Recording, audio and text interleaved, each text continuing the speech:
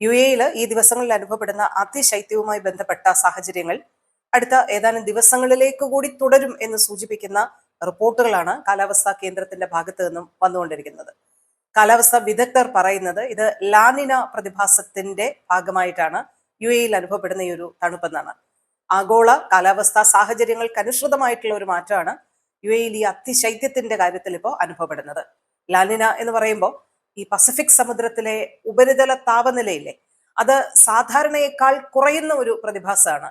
El Niño എന്ന് നമ്മൾ നേരത്തെ കേട്ടിട്ടുണ്ടാവും. അതിന്റെ നേരെ വിപരീതമാണ് ഈ ലാനിന പ്രതിഭാസം. ഇത് പലപ്പോഴും മഴയടക്കമുള്ള സാഹചര്യങ്ങൾക്കും കാരണമായേക്കാം എന്നാണ് ഇപ്പൊ കാലാവസ്ഥാ വിദഗ്ധർ പറയുന്നത്. ആ ഒരു സാഹചര്യമാണ് UAE-ൽ ഈ ഒരു കാലാവസ്ഥാ മാറ്റത്തിന് കാരണമായിരിക്കുന്നത്. ജബൽ ജയ്സിൽ 0°C താഴെയിലേക്ക് താപനില മാറി എന്നുള്ള റിപ്പോർട്ടുകളൊക്കെ നിങ്ങൾ കണ്ടു കാണും. മഞ്ഞുവീഴ്ചയ്ക്ക് ഒരുപക്ഷെ കാരണമായേക്കാം എന്ന് സൂചിപ്പിക്കുന്ന റിപ്പോർട്ടുകൾ വരുന്നുണ്ട്. അനിതര സാധാരണമായിട്ടുള്ള ഒരു തണുപ്പ് പല മേഖലകളിലും അനുഭവപ്പെടുന്നുണ്ട്.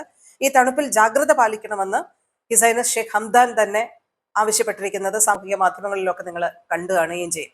എന്തായാലും ഈ ഒരു പ്രതിഭാസം അടുത്ത ഏതാനും ദിവസങ്ങൾ കൂടി തുടരും. പിന്നീട് ഈ താപനിലയുമായി ബന്ധപ്പെട്ട കാര്യങ്ങൾ ഫ്ലക്ച്വേറ്റ് ചെയ്യപ്പെടും. മറ്റൊരു തരത്തിലേക്ക് കാലാവസ്ഥ മാറും എന്നാണ് കാലാവസ്ഥാ വിദഗ്ധർ പറയുന്നത്. അപ്പൊ ഇന്ന് പല മേഖലകളിലും ചെറിയ രീതിയിലുള്ള മഴയ്ക്കും കാര്യങ്ങൾക്കും ഒക്കെ സാധ്യതയുണ്ട്.